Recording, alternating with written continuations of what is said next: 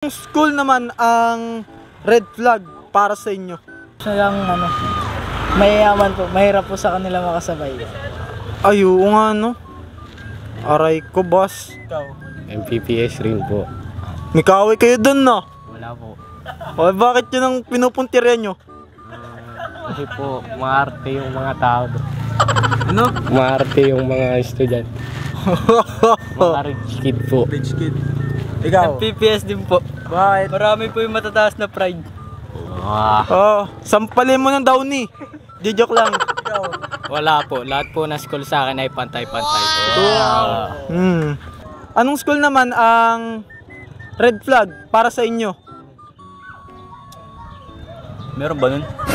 Meron. Marunong pa eh. May isip na ba yun? Wala akong maisip ba eh. Pare-pares lang naman loyal siguro. Siguro. Balance. Balance. Okay ha. Pantay-pantay lang. Ah. Pantay-pantay lang pula. School naman ang red flag para sa inyo? Wala namang red flag na school sa Mauban. Pero kung papapiliin tayo, of course, MSMSAT tayo. MSMSAT ang pinaka-loyal at faithful sa buong Mauban. Para sa akin, hindi ko po alam. Kasi, hindi naman ako mahilig man-judge ng ibang ano. Ako pa hindi ko rin po masasabi kasi syempre hindi naman natin alam yung environment ng school na meron sila. So, wala pong specific answer for that. Wow. Nose bleeding ang tenga ko. Sheesh. Mali pala. Sorry, my pulse. Ano naman sa relationship ang red flag para sa inyo? For me, number 1 sa akin, micro-cheating. Ikaw, bossing? Halos ganun din po yun sa akin, micro-cheating din po. Kasi halos sa panahon ngayon, ang mga bata ay, halimbawa, ang micro-cheating po ay isa po siyang may karelasyon pero meron ko pong kausap na iba na hindi po nalalaman ng inyong partner. Kaya papasok din po yun sa isa micro-cheating, yung mga ganun pong situations. Ano naman red flag ang ayaw nyong maranasan sa relasyon? Ano po? Third party. Third party. Ikaw? Yung ano po ay ginos. Yan. Anong go-ghost? Ikaw? Maloko po. Maloko. Okay. Ikaw? Iniwan ka po para sa kaibigan mo. Iniwan ka po para sa kaibigan mo. Iniwan ka po para sa kaibigan mo. Wow! Shut up! Yun! Maraming salamat sa mga naano nyong oras para sa amin. Last question. Ano namang red flag ang ayaw nyong maranasan sa relasyon?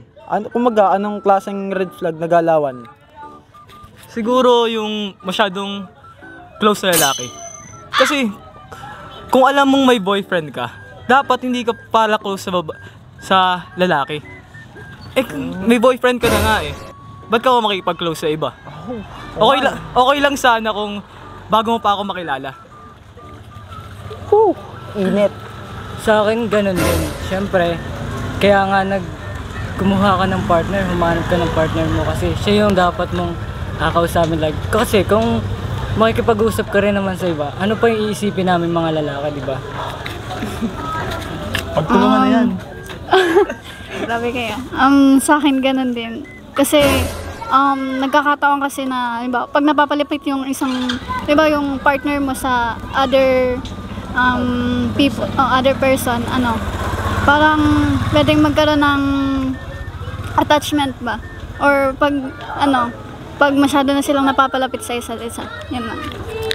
Ako naman po, siguro, ang ayoko talagang maranasan na toxic sa when it comes to relationship is yung kapag dumadating na sa point na nagmumurahan na kayo ng partner mo or like nagkakasakitan na kayo. Yun po siguro yung for me. Sasakit! Sige na nga, thank you sa oras nyo guys. red flag ang ayaw niyong maranasan. Kung anong klaseng red flag, anong galawan? Paano na about school din? Hindi, ang klaseng red flag na galawan ang pinakaayaw niyo? For me is... Wait lang. Nag-loading ako. Yung ayaw ko is yung sa lalaki. Like, ayaw ko nang naninigaw at namumura ng babae. Batuin mo ng mura. Di, joke lang. ikaw ate. Ano po? For me po ay yung pagiging cheating po. Cheating? Ang matik na yun. Tamaan si Craig. Bundi ah. Bago na ako. Ikaw. Cheater. Cheater. Ayun sa cheater. Ayun. Ay, cheater yung dala ako. Joke lang.